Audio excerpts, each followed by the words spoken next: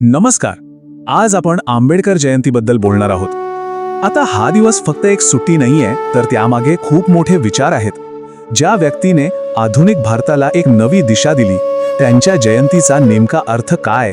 चला आज तेच समजून घेऊया.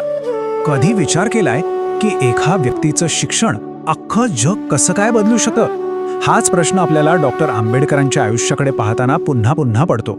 त्यांच्या संपूर्ण प्रवासाचा पायाच हा होता, नाही का? ज्ञानाने मिळवलेलं सामर्थ्य. चला तर मग सुरुवात करूया की हा दिवस इतका महत्वाचा काय आहे. म्हणजे बघा, ही काय कॅलेंडरवरची एक साधी तारीख नाहीये. यामागे खूप मोठे विचार दडलेले आहेत. ते नेमके आहेत तरी काय? चला बघूया. आंबेडकर जयंती म्हणजे काय? तर डॉक्टर भीमराव रामजी आंबेडकरांचा जन्मदिवस. पण गोष्ट इथे संपत नाही. ज्या व्यक्तीने आपल्या भारताच्या संविधानाला आकार दिला, त्यांच्या विचारांचा हा एक प्रकारे उत्सव आहे. म्हणूनच अनेक जण या दिवसाला भीम जयंती असंही म्हणतात. आणि विचार करा, त्यांचा जन्म झाला 1891 मध्ये आणि 2026 मध्ये त्यांची 135वी जयंती साजरी होईल. म्हणजे इतक्या वर्षांनंतरही त्यांचे विचार तितकेच ताजे आणि महत्त्वाचे कसे वाटतात? कमाल आहे, नाही का? हेच तर त्यांच्या दूरदृष्टीचं सगळ्यात मोठं उदाहरण आहे. म्हणूनच मी म्हणतोय की हा फक्त एक वाढदिवस नाही, हा उत्सव आहे. सामाजिक समानतेचा, संवैधानिक मूल्यांचा, भेदभावाविरुद्ध आपण जो लढा देतो त्या लढ्याचा, आणि सगळ्यात महत्त्वाचं शिक्षणातून मिळणाऱ्या ताकदीचा. या सगळ्या गोष्टी मिळून हा दिवस खास बनवतात. पण हे इतके मोठे विचार आले कुठून? ते आले एका विद्यार्थ्याच्या प्रवासातून. एक असा विद्यार्थी ज्याने फक्त स्वतःचं नाही तर आपल्या अख्ख्या देशाचं भविष्य बदलून टाकलं. चला ऐकूया त्यांची ही अविश्वसनीय गोष्ट. जरा कल्पना करून बघा, एक लहान मुलगा आहे ज्याला वर्गात सगळ्यांपासून वेगळं बसावं लागतंय. शाळेत त्याला पाणी प्यायचं असेल तर त्यासाठी वेगळा नळ आहे. अशा परिस्थितीतून येऊन फक्त आणि फक्त शिक्षणाच्या जोरावर ही व्यक्ती सामाजिक बदलाचं एक जागतिक प्रतीक बनते. खरंच हा प्रवास थक्क करणार आहे. त्यांची शिक्षणाची ओढ तर बघा.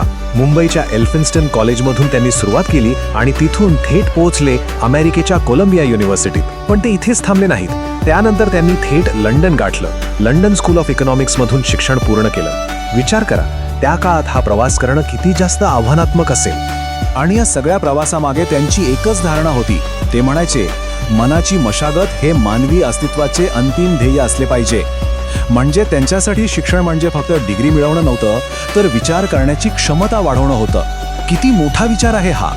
बरं, त्यांचा हा जो प्रेरणादायी प्रवास आहे ना, तो फक्त भारतापुरता मर्यादित राहिला नाही.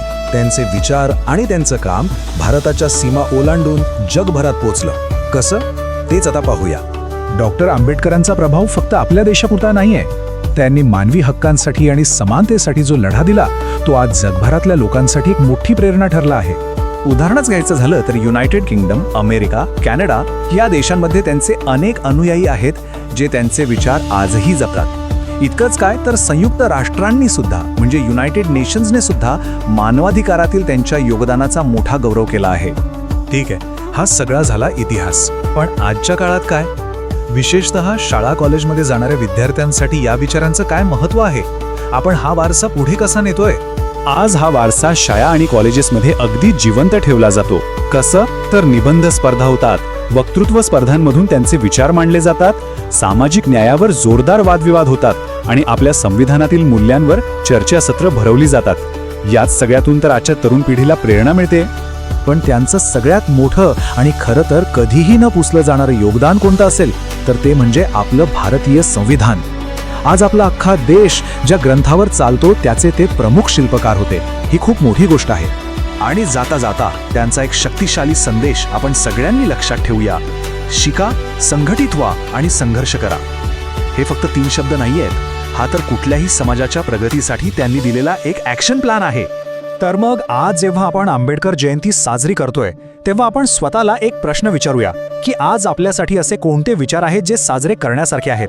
डॉक्टर आंबेडकरांच्या या प्रवासातून आपण आपल्या आयुष्यासाठी नेमकी कोणती प्रेरणा घेऊ शकतो? विचार नक्की करा.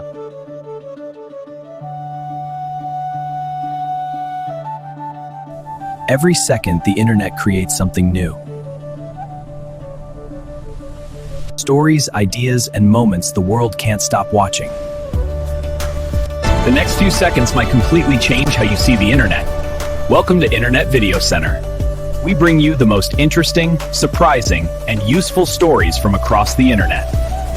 Enjoyed this video, subscribe now, because the next video might reveal something even more surprising.